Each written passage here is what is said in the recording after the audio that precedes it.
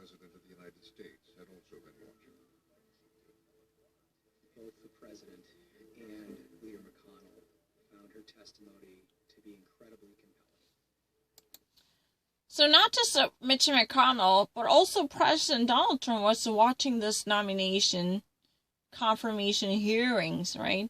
His nominee, Brett Kavanaugh, was going through a rounds of sessions, and eventually he picked up the news that there had been allegations, and that this type of subpoenaed witness testimony was watched by President Donald Trump.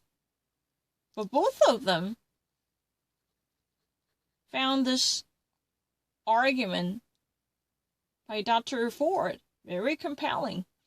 That means that this was a cogent, persuasive, and appealing to reason.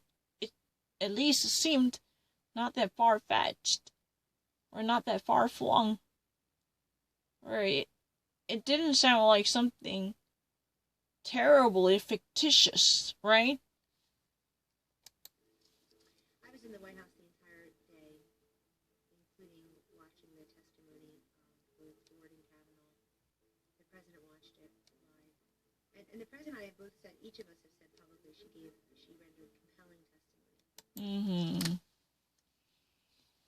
She was actually at the White House both of times, except the actual confirmation hearing for Brett Kavanaugh and Neil Gorsuch.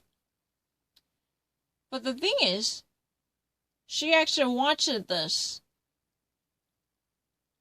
and her feeling from this was that she was very compelling. I mean, she was not telling a bogus story. She was not seeing whatever popping on her mind. She at least seems to be a person who's been telling the truth along the way.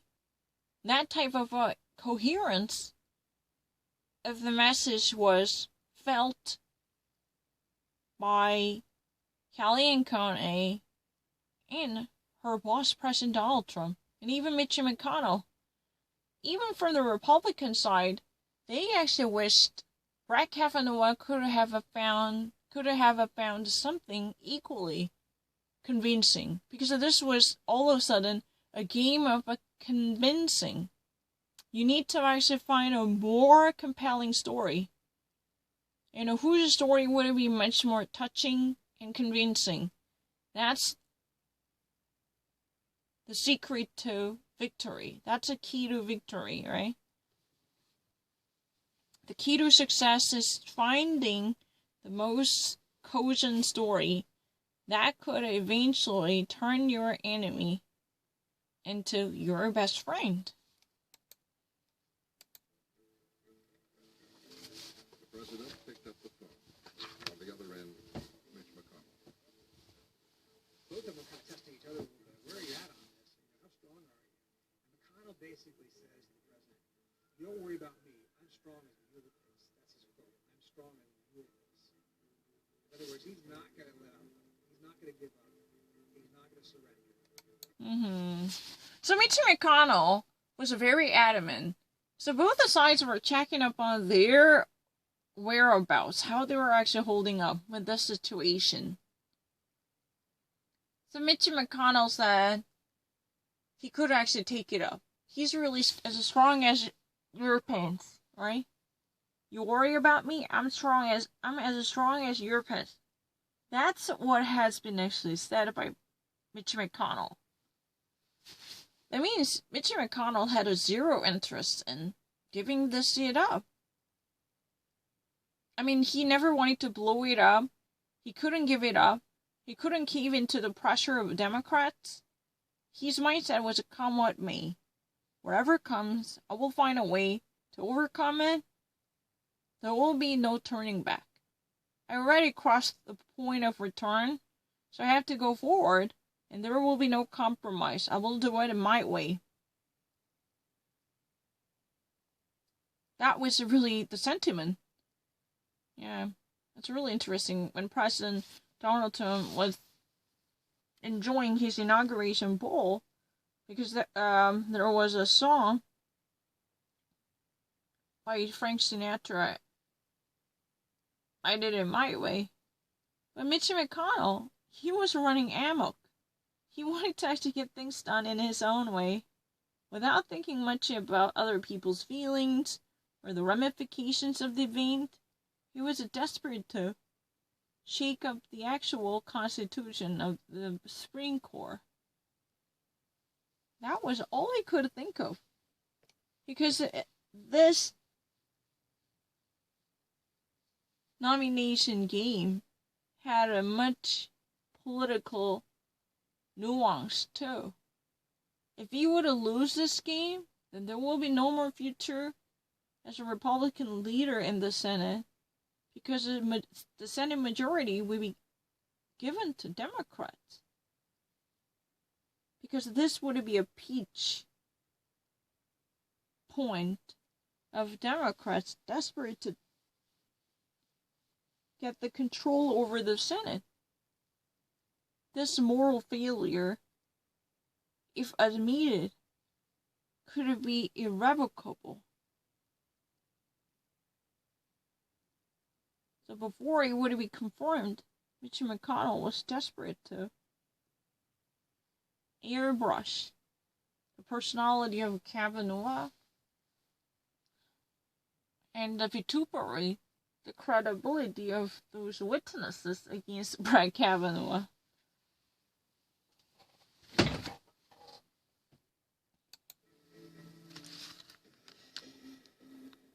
To say that everything that could have gone wrong for Brett Kavanaugh has is The impetus is on Judge Kavanaugh. They could not have the votes. don't underestimate the importance of the next few hours for Brett Kavanaugh. At some point, if you poke a stick and you torment that person and you attack that person, at some point, that individual's going to fight back. So if you poke a stick into a certain person and you actually torture that person, eventually that tormented figure would fight back. That means that this person, no matter how stupid he or she might be, eventually this harassed person would react to this torture harshly, right? So this beaten dog would fight back to do the equal harm to the entity who caused this harm to it, right? And unequivocally deny the allegation against me by Dr. So he was also representing the very solid case against the accuser's credibility, because he categorically, unequivocally denied the actual claims by Dr. Christian Blasey Ford. It means he never really wanted to give in to the pressure coming from Democrats. Whoever all of a sudden appeared in my life to claim this viciously unfounded stories with an eye to ruining my reputation, I have no intention of recognizing the credibility and reliability of their stories. Period. And this is a universally recognizable and categorically understandable rejection. No way, no how. Because I have my own version of story, and you be the judge by listening to both the sides of the story. That was really the assertion. He's been very belligerent. Encounter of any kind with Dr. Ford. It was like watching Clarence Thomas all over again. Yeah, it was really like the watching Clarence Thomas all over again. So it was like reviving the haunted ghost from the Clarence Thomas's closet. This guy came out and unequivocally denied any type of accusations against him, saying, I never had any sexual relationship or intercourse with the Dr. Christian Blasey Ford. There was not even an attempted trial to force myself upon her. That type of a description would have belied the reality I had experienced. Like, this type of argument was a very much steadfast. He equally had a virgin based upon relatively cogent experiences. The empirical story coming from his a posteriori events. This was another version of the high-tech lynching. This is really another version of the high-tech lynching. Remember, Clarence Thomas actually said that this is really the lynch justice. There are certain people in our society who would feel uncomfortable with the black man's ascendance to power by being educated by one of the most elite schools and then getting married to white Caucasian women and accumulating wealth and obtaining fame and having a distinguished position in our society, so forth and so on. These type of trappings and accomplishments procured by people of color would sometimes force that achiever to pay hefty price for them. What would that be? Or would it be certain enemies who would like to steal them away by accusing him or her of having been wrong morally?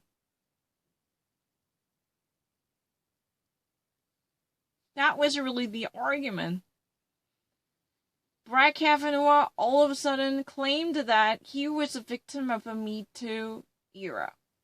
This is really another echolocation of Me Too era sentiments, reverberating wrongful accusations just because he was politically active from the standpoint of judges in the court. So certain conspirators from the liberal side really wanted to bring him down before he reached Elaine's highest score. That was really the reason they actually relied on this Silicon Valley-oriented high-tech lynch justice by scouting many different women who would audaciously and brazenly lie to the authorities in the view of paralyzing Brett Kavanaugh's career in the legal system, because they could not tolerate the scenario of him being the Supreme Court justice. This was another lynch justice. The whole system was playing against him because of the certain fringe from the left wing who could not put up with his political characterization and activity. This type of person, this ilk of a person, should be removed. That's really the reason why so many women were scouted, or recruited, and enlisted to shoot him down or drag him. The information process has become a national disgrace. So this, information process and a grilling and a vetting procedures somehow became a national disgrace. That means it's really shameful that he had to go through this because of this whole accusations that were not likely to reflect the reality he had survived by putting too much unbridled trust in the stories of the so-called